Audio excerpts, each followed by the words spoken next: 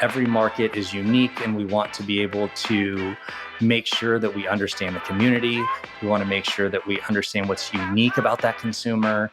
And so we've seen multiple times where the old model of create one model or design of a store and place that globally doesn't work anymore.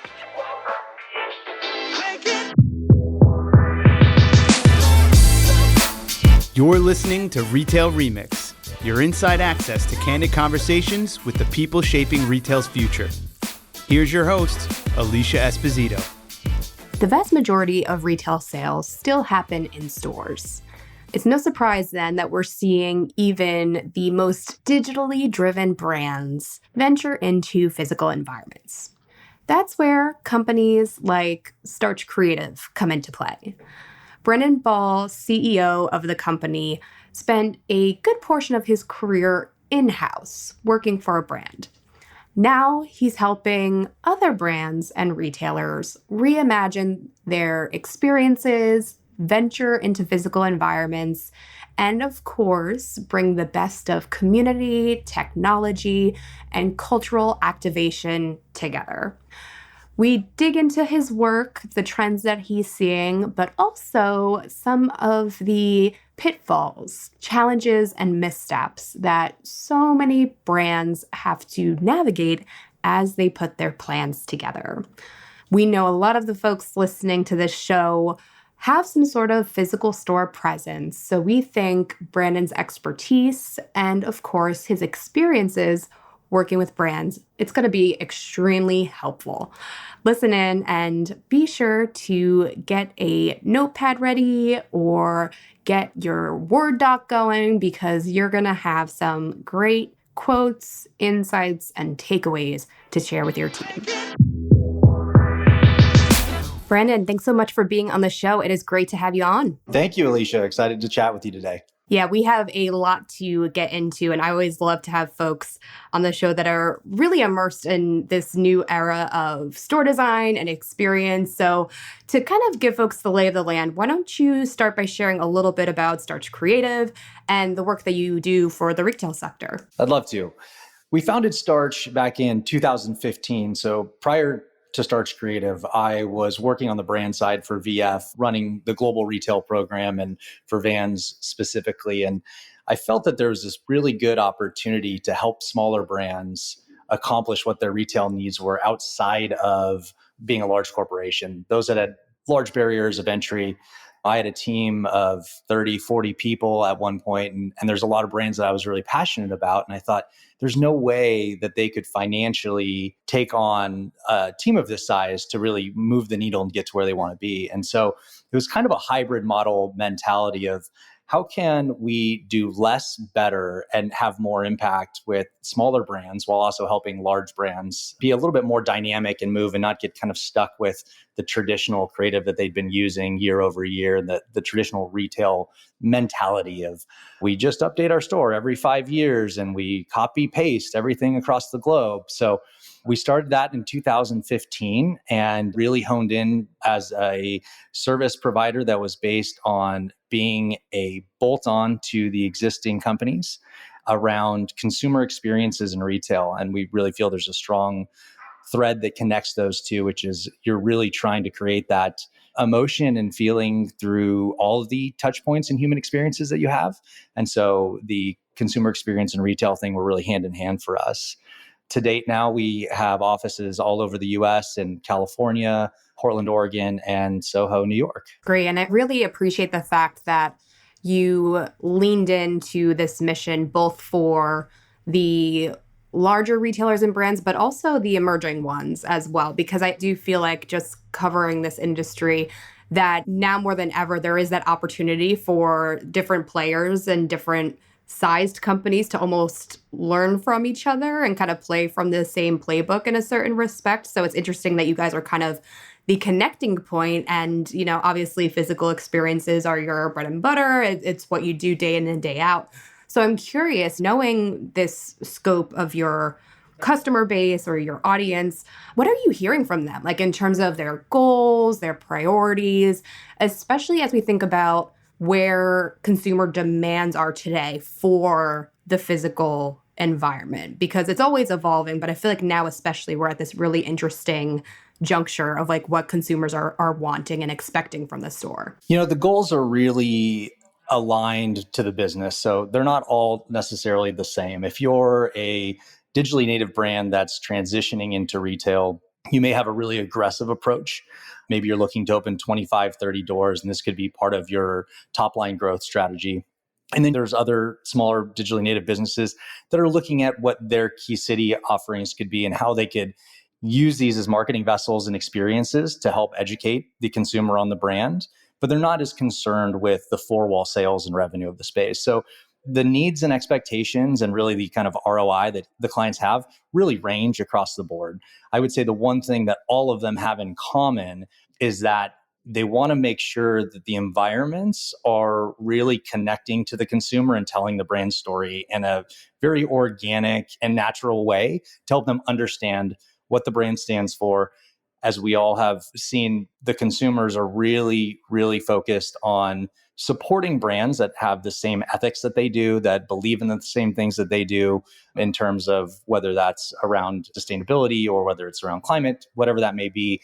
So helping communicate that messaging and those experiences in the four walls is predominantly what every brand's main objective has been. Excellent. Yeah, it's definitely very interesting to hear how brand leaders are looking for those connecting points between their business objectives and what they obviously need to accomplish to validate their investments in a business sense. But then it's also about creating these great environments that not only engage consumers, but truly immerse them in what the brand is all about, that deeper level of storytelling, so to speak, versus like, oh, we have like these product lines and we need to get them front and center to achieve like X sales outcomes. Like it just feels a bit more rich and a bit more dynamic than the discussions have been in the past. But double clicking, so to speak, into the consumer and what they're expecting, do you find that those connections are being bridged on the retailer side pretty well overall? Or do you think that brands need to kind of get some coaching or, work through that exercise a little bit more to understand that it isn't just about achieving X outcomes or having a really cool digital environment and like making sure it truly does meet the needs of the customer? Because I feel like it could be easy to get a little off track or maybe even get into that, chasing game that I feel like so many brands do just to try and keep up with each other, but they lose sight of the customer. Yeah, it can be really easy to fall into that trap of, I saw what somebody else did, so we need to do it. But with that, I think there's, our customers tend to have enough self-awareness to be highly focused on their consumer. And our job, where we really come in, particularly for brands that are not in retail and are transitioning into brick and mortar, is to help them understand what their identity looks like in a physical environment. A lot of them have done a great job building an e-com business. They understand digital. They're able to communicate with their customers in a digital capacity really well. Their CRM tools are very bolstered up. And our job is to say, how do we take what you're about and bring this into a physical space? We always put the consumer first before the brand. And that's because our job is to make an environment that people enjoy. We should impact their day. They should smile when they see the work that we've done. We should create some form of positive emotion for them and reaction that's visceral when they come to a space that we've been responsible for designing. And so we put them first. We understand the region as well as take all of the data around their core consumers, plus the region that we're targeting, and understand what that community looks like and how to bring those together in a really organic manner. Yeah, that's great, especially for those digitally native brands that are relatively new to retail. One thing they do really well is look at data, right? And they really try to get into the heart of what are the behaviors, what's happening. But sometimes when they make that move to physical retail, there's a bit of a gap. So it's nice that you help close that. So to that end, as we think about consumer trends, you mentioned digging into the community, and in an earlier response, you mentioned the hunger to connect with brands that align with their values, their beliefs. Is there anything that you're seeing, like high-level trends around the consumer, what they're expecting. Like we've been hearing a lot about community spaces, obviously digital integration, but anything that's like really rising to the top for your team right now? The community one is still big. And where I see some of the shift of community happening is in the real estate selection process. So again, as you mentioned, there's a lot of really good consumer data, particularly with digitally native brands. And so it's become a lot easier for us to partner and take their information with some of our intellectual property and information that we use on understanding where these consumers reside and where they have opportunities and adjacencies to that consumer profile, and doubling down on the community part. So traditionally, what did community mean? It meant opening a store somewhere and saying, we have this communal space in the back and you can hang out here. And I think that worked for a while, but fundamentally, that's just an open area that somebody would put a coffee shop in, or something to try to drive foot traffic and really get people to spend more time in the space. Where now is we're creating more unique experiences in those communities that ties directly back to like what the culture of the community is, as well as the brand. So finding different areas that are not usually your A or B level cities that may have these really tight communities around, let's say, mountain bike riding, and understanding how this is actually a community center that has activity and programming planned for the mountain biking community. It's not just a coffee shop. There could be different workshops. So all of the programming that goes in with the community side has definitely been a big part.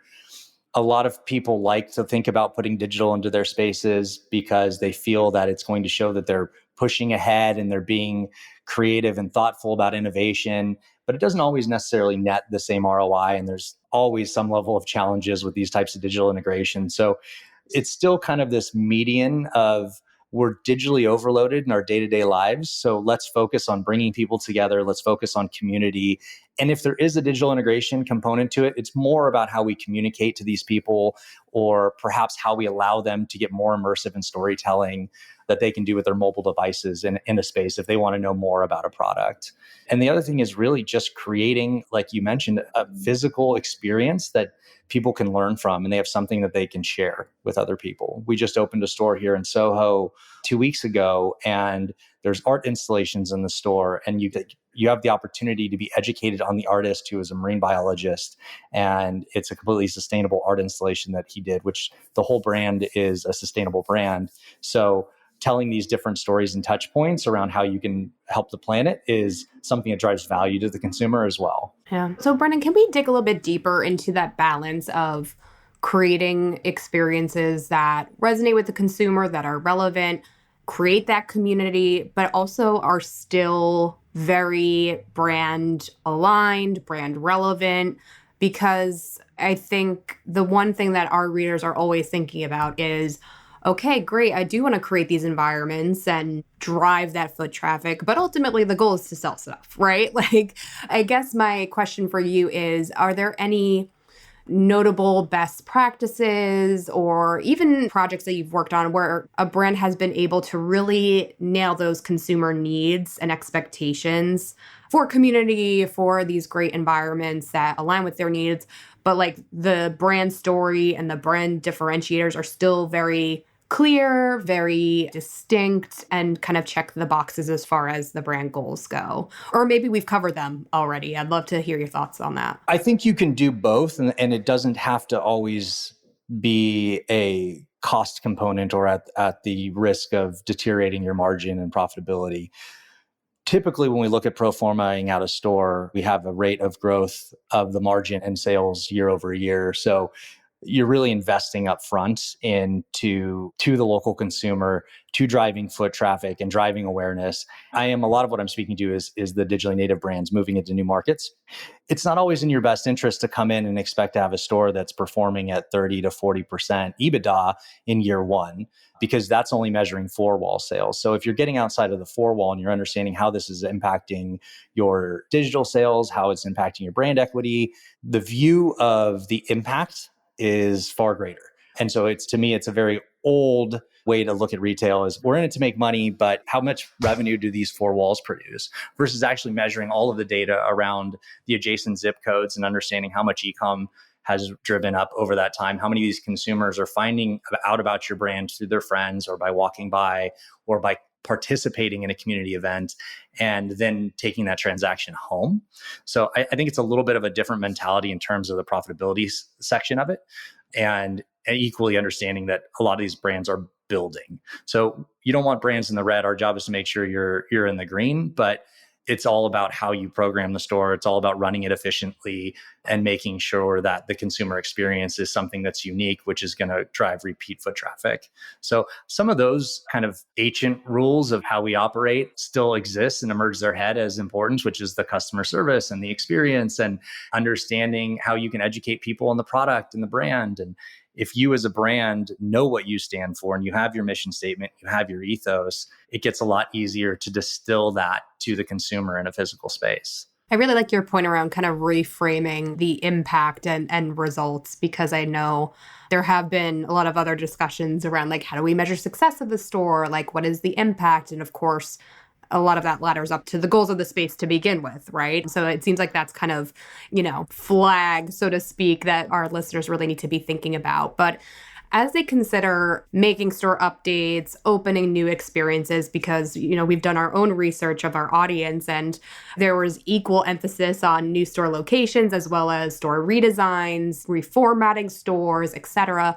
What are some of the missteps or possible pitfalls that our listeners should be looking out for in this process? Because I'm sure depending on the brand that you're working for, how much heritage or baggage your company has, there's kind of an old way of thinking about things, of looking at things. Is there anything that our listeners need to be looking out for as they have these internal conversations and start to build their plans for what these new store environments look like? The most important one is always real estate and understanding where your brand belongs and if you're going to the right place and what your expectations are. We all know how expensive New York is, and that may not be the right consumer for you. Just because you think New York, there's 9 million people, so we should put a store there. That doesn't make that a solid strategy. So the real estate component's a very important one. And we spend a great deal of time around real estate with our customers. The other big one that it drives me kind of nuts is the copy paste method. And we've seen a few brands do this recently in their race to open as many stores as they can. They have forgotten about the consumer and they put a brand flag approach first.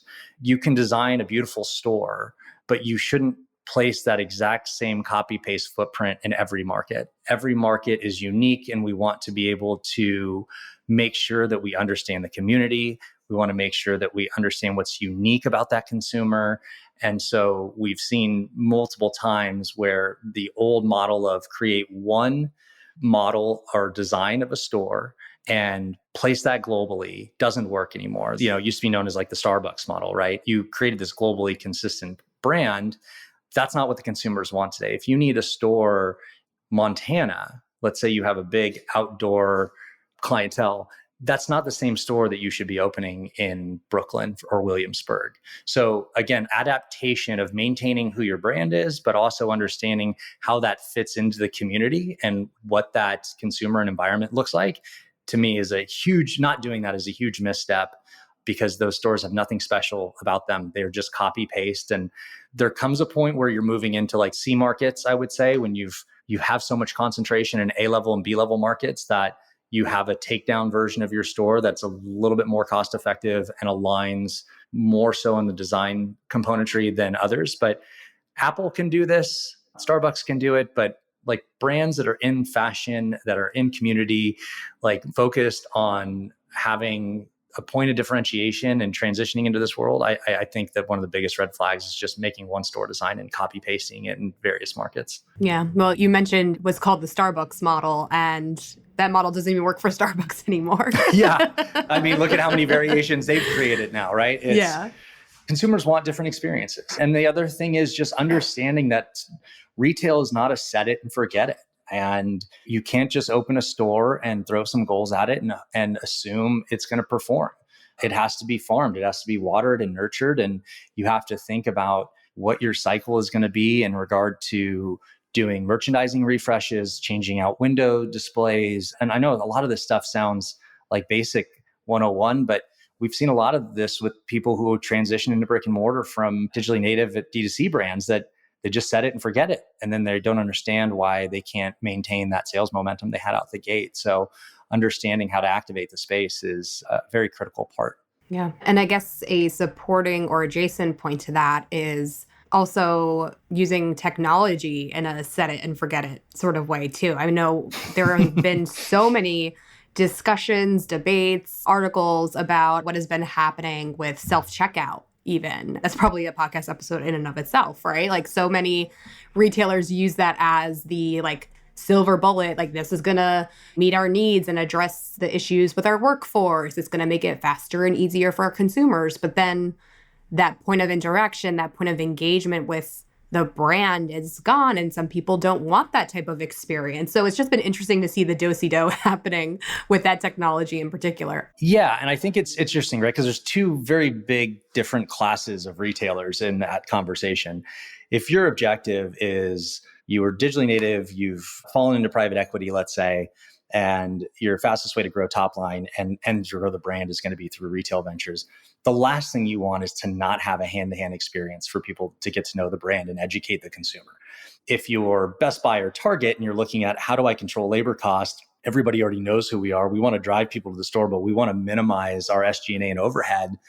I understand your want to create selfless checkout, but as humans, we do so crave interaction. If you're trying to grow a brand, you need those brand evangelists in your store, educating consumers, walking them through it, telling them what's special about your product.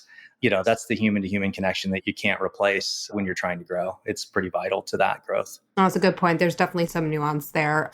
And I know you've mentioned a lot of your work has been with digitally native brands going into brick and mortar. So I do want to make sure we spend some time on that because I know we've covered it. I know a lot of other media companies have covered it, the successes and shortcomings of that transition that many brands have made into physical retail / omni-channel.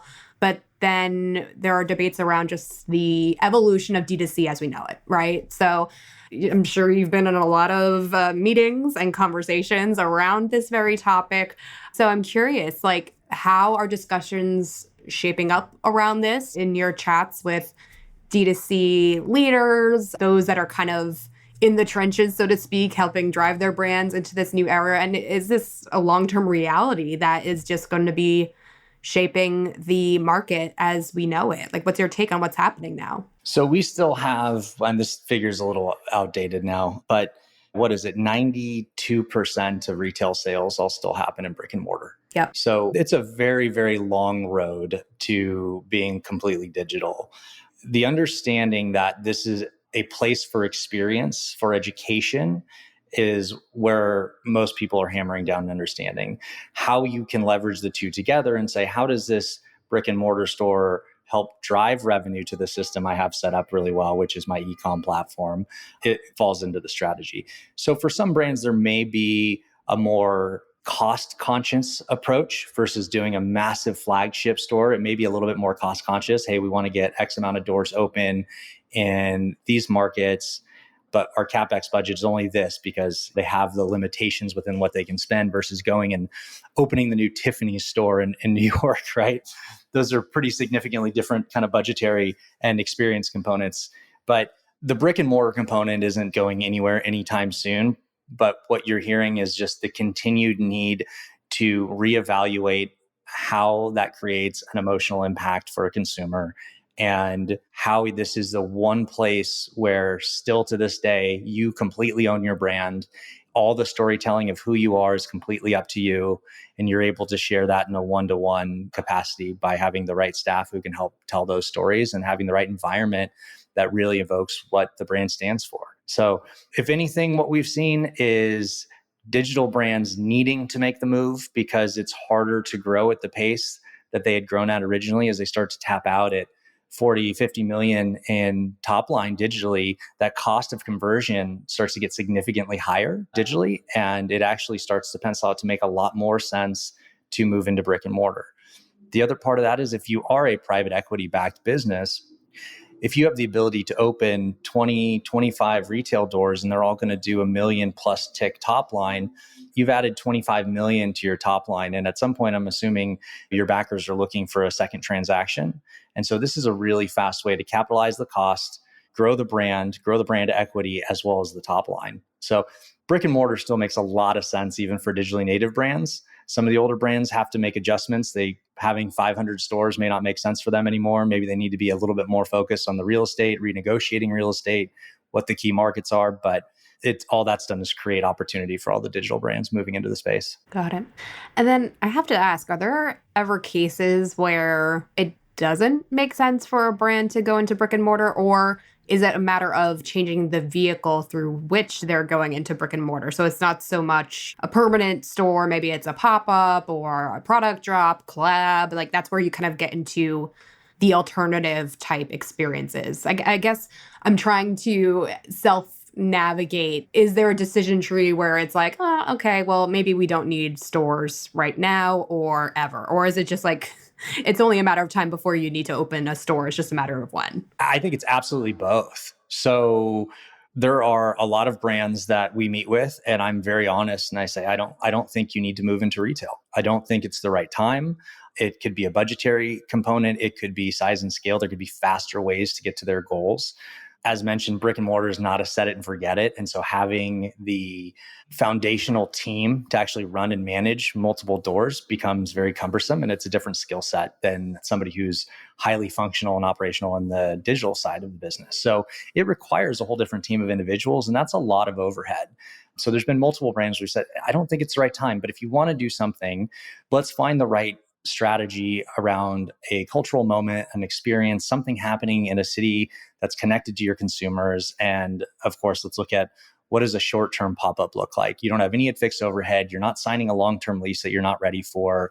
You don't need to spend $1 million in a CapEx budget to build the new space, plus all the, the overhead that's going to be associated with staffing that and inventory management and everything else. So it's actually very often that we say that we don't feel it's the right time in the business to make that type of decision, and look at more non-conventional methodologies around the brick and mortar and consumer experience. And that's why I think the two are so blended together. Some of our brands will design really cool mobile trailers. And I mean like big trailers that they can drive around. That's fun. And that thing can go anywhere. That thing can be at a PGA Tour stop. That can be at a hiking event, an Ironman event, right? And that has a retail component to it. And they are getting a lot of the same value and new consumers every time. And the cost and overhead's a lot less. And there's no long-term lease on the space. And the commitment's a little bit easier to digest when you're at a little bit more of an infant stage of the business. That's a really good point. I feel like we always sleep on the whole trailer concept because, like you said, it's so much more agile. You can literally show up wherever your customer is.